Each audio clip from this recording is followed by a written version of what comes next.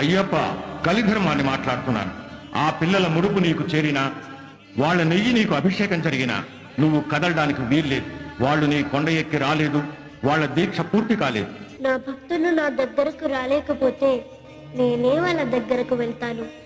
పూర్తి కాని వాళ్ళ దీక్షను వాళ్లకు బదులుగా శబరిగిరి అంతా నడిచి నేను పూర్తి చేస్తాను.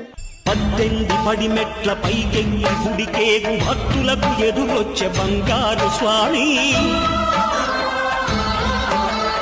ఇరుముడులు స్పృశించి శుభమును దీవించి జన బృందముల చేర జగమేలు స్వామి.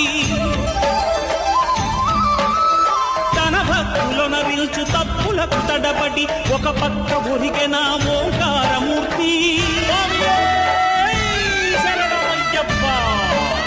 స్వాములందరూ తనకు సాయము కాగా ధీమంతుడై లేచే